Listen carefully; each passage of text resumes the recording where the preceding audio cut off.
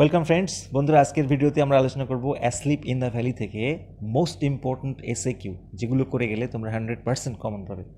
Previous year analysis করে দেখা গেছে বেশিরভাগ সময় প্রশ্ন রিপিট হয় বন্ধুরা। তো সেই সমস্ত প্রশ্নগুলিকে মাথায় রেখে প্লাস কিছু নতুন প্রশ্ন আমরা দেব, যাতে তোমরা সম্পূর্ণরূপে কমন পাও। তা চলো বন্ধুরা, আজকের প্রথম কোয়েশ্চেনটা আলোচনা করে নিই। প্রথম প্রশ্ন হচ্ছে, where does the soldier lie stressed? এই প্রশ্নটা তিনবার এসেছে 17, 19 এবং 22 সালে। সোলজারটি কোথায় বিস্তৃত হয়ে বা প্রসারিত হয়ে শুয়েছিল? উত্তরটা কী হবে? The soldier lies stretched in the heavy undergrowth of the valley, অর্থাৎ উপত্যকার ভারী লতাগুল্মের মধ্যে বা ঝোপঝাড়ের মধ্যে। নেক্সট যে কোয়েশ্চেনটা আলোচনা করব, হোয়াই ইজ দ্য সোলজার পেল?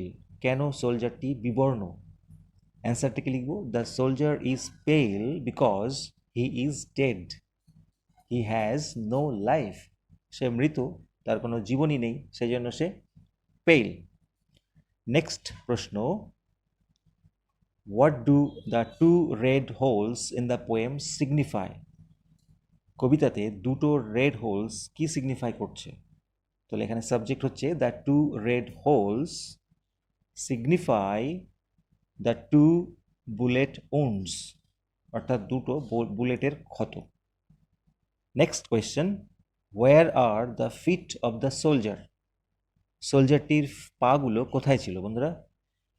তাহলে লিখব, the feet of the soldier are among the flowers, among the flowers অর্থাৎ ফুলের মধ্যে। এটা 15 এবং 20 সালে এসেছিল। Next question, what is the soldier's pillow made of?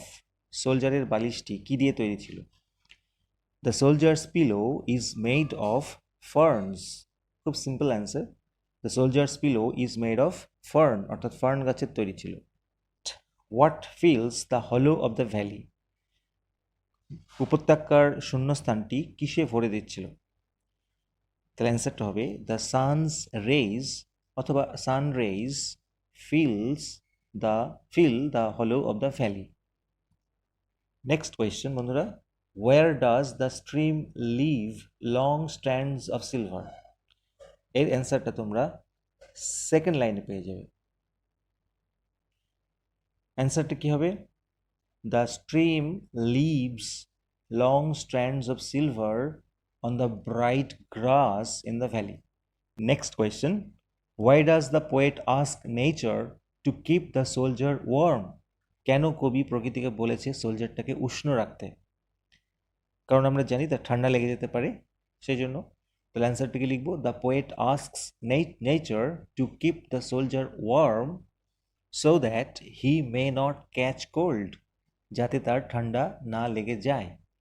পরের প্রশ্ন, what is described as gentle without guile? কোন জিনিসটাকে বর্ণনা করা হয়েছে জেন্টল উইদাউট গাইল হিসেবে? তাহলে অ্যান্সারটা হবে, the smile of an innocent infant is described as gentle without guile, অর্থাৎ নিষ্পাপ শিশুর হাসিটাকে বর্ণনা করা হয়েছে জেন্টল উইদাউট গাইল, ছলনাহীন হিসেবে। Next one, where does the slow stream flow? একদম প্রথম লাইনে আছে। স্লো স্ট্রিমটি কিসের মধ্য দিয়ে বা কোথায় বয়ে যাচ্ছে?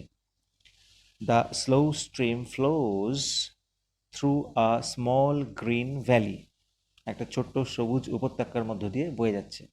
নেক্সট প্রশ্ন, very important, what is the soldier smile compare to? সোলজারের হাসিটাকে কিসের সঙ্গে তুলনা করা হয়েছে? তাহলে the soldier smile is compared to that of the innocent guileless smile of an infant, অর্থাৎ একটি নিষ্পাপ ছলনাহীন শিশুর হাসির সাথে। পরের প্রশ্ন, where are the feet of the soldier? সোলজারের পাগুলো কোথায় রয়েছে? The feet of the soldier are among the flowers. Next question, how does the stream look like in asleep in the valley? Asleep in the valley কবিতায় স্ট্রিমটাকে বা ঝর্ণাটাকে কেমন দেখতে লাগছে? তাহলে in the poem asleep in the valley, the stream looks like long strands of silver, অর্থাৎ রূপোর লম্বা ফিতের মতো লাগছে। Next question, from where do the Sans raise stream? অর্থাৎ কোথা থেকে সূর্যের রশ্মিগুলো ঝরে পড়ছে। অ্যান্সারটা আমরা দেখতে পাবো থার্ড লাইনে, the Sans raise stream from the mountain top, পর্বতের ওপর থেকে বা চূড়া থেকে। পরের প্রশ্নটি দেখে নেব, হাউ ডাজ দ্য সোলজার লাই, বন্ধুরা সোলজারটি কিভাবে শুয়ে আছে। তাহলে অ্যান্সারটা আমরা লিখবো, the soldier lies open mouth, মুখটা হা করে বা খুলে শুয়ে রয়েছে, keeping one hand on his breast, তার একটি হাত বুকের উপরে রেখে। আজকের শেষ প্রশ্ন, how does the poet bring out the innocence of the soldier in asleep in the valley, asleep in the valley কবিতায় সোলজারের ইনোসেন্সটাকে কিভাবে প্রকাশ করেছেন কবি। তাহলে লিখব, in asleep in the valley the poet brings out the innocence of the soldier by comparing it to that of the gentle guileless smile of an infant, অর্থাৎ একটা শিশুর ছলনাহীন হাসির সাথে তুলনা করে। তা এই ছিল বন্ধুরা ভিডিওটি, ভালো লাগলে অবশ্যই লাইক দিও, চ্যানেলে নতুন হলে সাবস্ক্রাইব করতে ভুলো না। থ্যাংক ইউ সো মাচ, দেখা হবে নেক্সট ভিডিওতে।